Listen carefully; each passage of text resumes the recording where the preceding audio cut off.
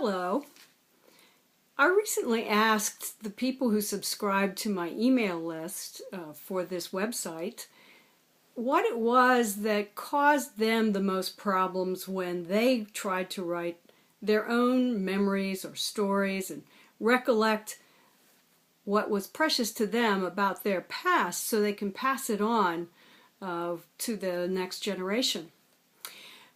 And the answers that I got back, the number one reason that caused people problems was lack of time, which is not surprising. And the number two reason was just getting started. So I think we might actually solve the time problem a little bit if we could solve the getting started problem, because the really wonderful thing about memory is that you can do this in really tiny bits. Let me see if I can explain that. I'm going to call this series Show and Tell, just like in grade school when we always were looking around the house to see something that we could take to school so we could tell a story about it. A lot of writing memoir is very much like showing and telling. And so I'm going to show you something today and tell you something that might help you get started. Here's my object for show and tell today. You might recognize it as a 1950s style scrapbook. It was kept by my mother and it is beginning to fall apart. It's got its second string. The first string was not able to hold up anymore.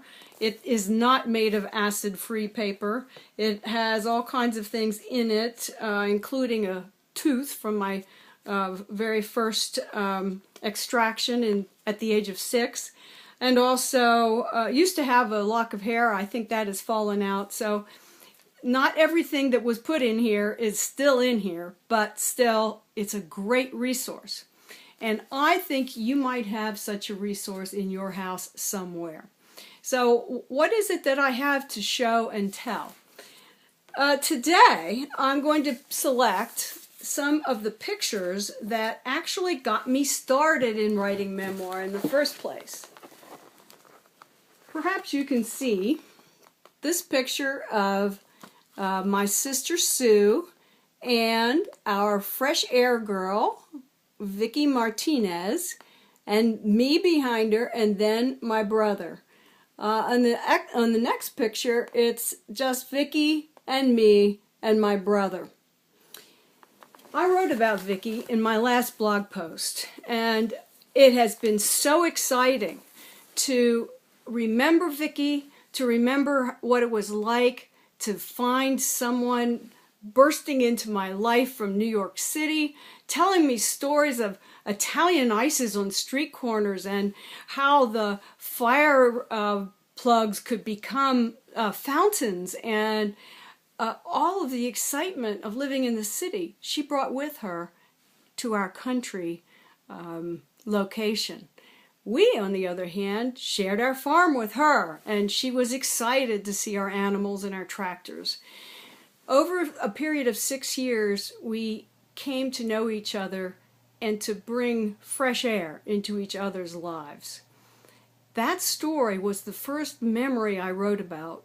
It got me started. I got it published in a local newspaper, and now Vicki's sister has responded to seeing the story somewhere online, and now I have new friends, people I didn't know from her family.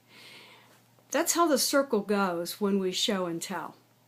So, if you like the idea of showing and telling, I will come back and bring some more artifacts from my life, and then talk about the ways in which we move from, say, a picture like that in a scrapbook to reflection and quiet and tapping into who we are at our very core and how that picture relates to the essence of who we are and what we want to say to the world.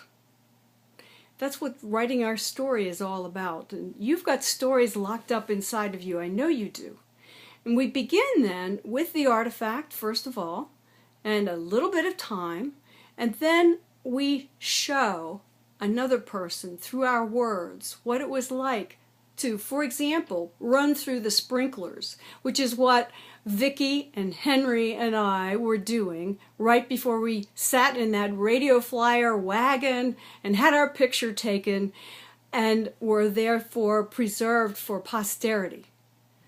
But running through the sprinklers on a hot day was as big an entertainment as we could ever wanted to have. We can describe what it's like to feel that cool water, to enjoy the feel of wet grass or maybe even mud between our toes, to smell maybe a little bit of the chlorine from the last time that swimsuit was used at the pool, the texture of the towel. There's so much to tell or to show so that the reader can enter into that sensory experience. But then we also want to tell. There's so much more than just the memory there, because memoir is the story of who we were then, told by the persons we are now. What is it that we see in the relationship between, say, my brother Henry and me, or Vicki and me, and between what happened throughout a course of our lives after that event? What have we learned? That's when we start to tell the significance of the story. We do both. And so we get started with an artifact. We show another person through our words what it was like to be there. And then we tell what the meaning is behind the story. It's that easy. All we have to do is show and tell. If you would enjoy hearing more about this, I would love to hear your comments below, telling us a memory or an artifact that you have and how you got started. What are the secrets or the obstacles? Whatever you would like to talk about. Let's get into conversation about it. And if you would like to be on the email list that brings you magical memoir moments from my scrapbook or other sources in my life, so that I share one picture and a series of questions to get you started, I would love to have you join that community. Until the next time, remember to show and tell.